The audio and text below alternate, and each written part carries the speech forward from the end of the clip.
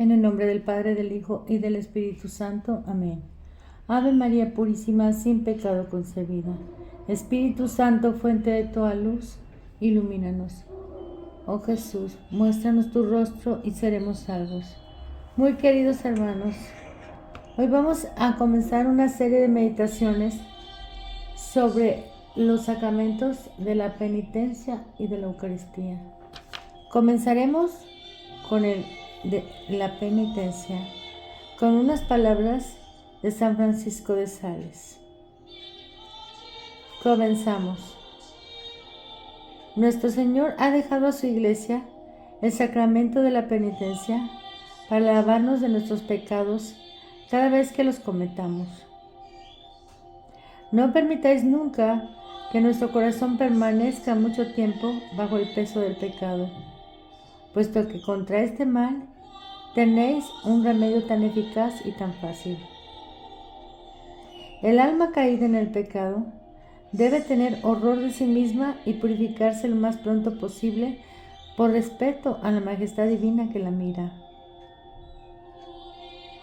Confesaos a menudo, aun cuando no sintáis abrumada vuestra conciencia por ningún pecado mortal. La absolución que se recibe de los pecados veniales da gran fuerza para evitarlos en el porvenir, gran luz para discernirlos y gracia abundante para reparar el mal que causa vuestra alma. Segundo punto. Sentid siempre verdadero disgusto por los pecados de que os confesáis, aun de los más pequeños, y una firme resolución de corregiros de ellos en adelante. Es un abuso confesarse de alguna falta, sea venial o mortal, sin pensar en enmendarse, pues la confesión no se ha instituido sino con ese objeto. Pedid con insistencia al Señor la luz necesaria para conocernos bien. Buscad en los pliegues de vuestra alma. Prestad atención a una multitud de pecados que viven y reinan a menudo insensiblemente en la conciencia. Pero al mismo tiempo, cuidad de no inquietaros por esta preparación y no os turbéis porque no notéis todas vuestras pequeñas recaídas para poderlas confesar. Porque sucede el caer sin apercibirse de ello. No está dicho que el justo se vea y se sienta caer 7 veces al día, sino que sencillamente que cae. No os preocupéis pues demasiado de esto, sino decid humildemente y con franqueza lo que en vosotros hayáis observado. Lo que no hayáis advertido, dejadlo a la dulce memoria de aquel que extiende su mano misericordiosa sobre los que caen sin malicia, para que no se hagan daño en su caída, y que los levanta tan cariñosamente y con tal prontitud que ellos no notan siquiera que han caído, porque Dios los ha sostenido. ¿No es creíble que un alma que hace su examen a menudo no note para acordarse después las faltas importantes? Por lo que hace a los pequeños defectos, podéis hablar de ello con nuestro Señor cada vez que los notáis. Un acto de humildad, un suspiro, basta.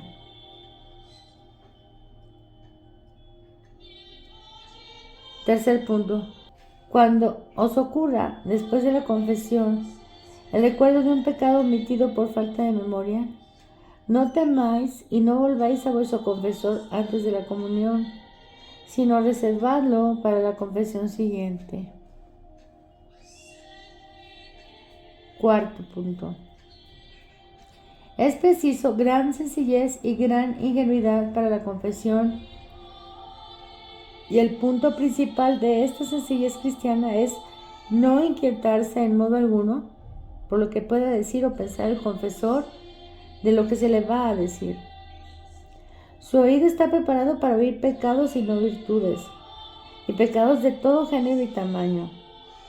Que el alma, pues, se aligere con valor, franqueza y humildad, sin temor de hacer ver su miseria a aquel por cuyo remedio quiere Dios curarla.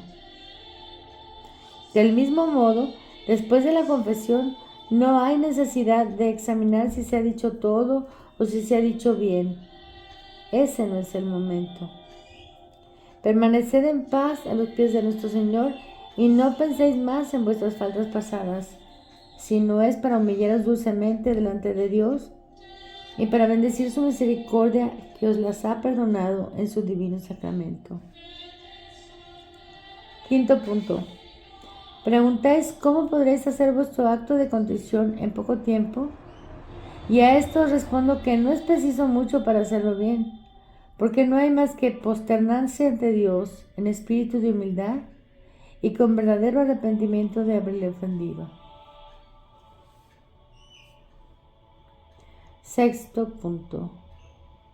Desearía que se tuviese gran cuidado en ser veraz, sencillo y caritativo en la confesión. Veraz, esto es, confesar claramente sus faltas sin afeite, sin artificio y pensando que hablamos a Dios, al cual nada se le oculta, no limitándose a descubrir los pecados que se han cometido, sino especificando el número cuanto sea posible, las circunstancias que los han hecho más graves, el tiempo que han durado, las malas intenciones, los malos hábitos, todas las raíces de sus pecados, así como los motivos que los han hecho cometer. Debe ser sencillo, esto es, que es preciso acusarse solo de sus pecados, sin comentarios, porque entonces más parecen excusas que acusaciones. Caritativo, esto es, no mezclar en modo alguno a vuestro prójimo en la confesión, ni descubrir nunca, directa o indirectamente, el mal de los demás al confesar el vuestro. Séptimo, las confesiones anuales son cosa excelente, nos recuerdan nuestra miseria y nos hacen ver si adelantamos o atrasamos. Excitan y ejercitan la humildad, renuevan nuestros buenos propósitos, nos iluminan sobre el origen de nuestras faltas y enmiendan los defectos de las confesiones ordinarias.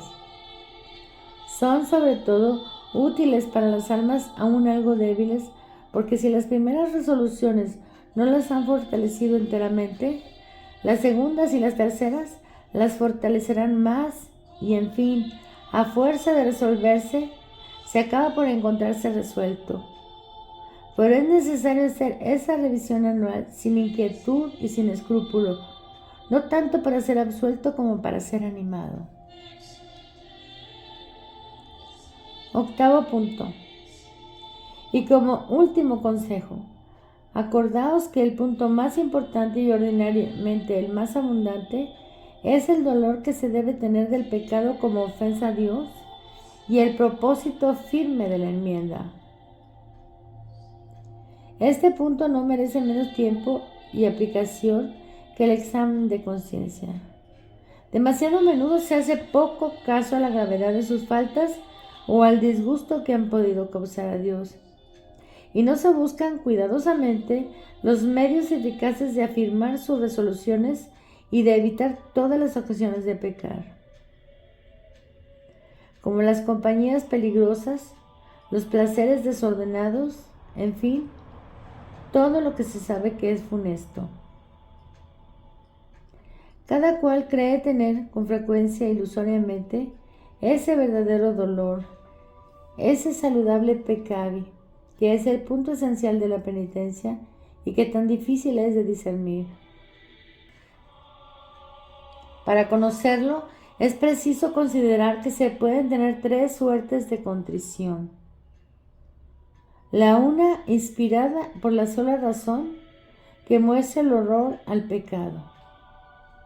La otra, fundada en el temor de la justicia de Dios y de sus castigos. Y la tercera, inspirada por el puro amor a Dios. Esta última es la que borra el pecado por sí misma y sin la confesión, aunque con la obligación de hacerla si es posible, mientras que las dos primeras de nada sirven sin la confesión. De lo que debemos concluir que el que muere en pecado mortal por sorpresa o de otro modo sin confesión y sin otro arrepentimiento de sus pecados que el inspirado por la razón o por el temor, está perdido para siempre. Mientras que si su arrepentimiento es un sentimiento de amor y contrición perfecta, aunque no pueda confesarse, muere en estado de gracia y su salvación está asegurada. Lo importante es, pues, excitarse a esta contrición perfecta acompañada de un firme propósito. Con respecto a este, acordaos de esta verdad del Espíritu Santo. El que ama el peligro perecerá en él. Eclesiásticos 3:27. Es pues preciso decidirse bien en este punto y atenerse a esta máxima y a la sentencia pronunciada por nuestro Señor en estos términos. Si tu ojo te escandaliza, es decir, es para ti una ocasión de pecado, arráncatelo y arrójalo lejos de ti. Si tu mano o tu pie te escandalizan, corta esa mano, corta ese pie, porque es mejor ir al cielo con un ojo, una mano o un pie, que verse precipitado con los dos en el infierno. Hasta aquí la lectura de las enseñanzas de San Francisco de Sales con respecto al sacramento de la penitencia.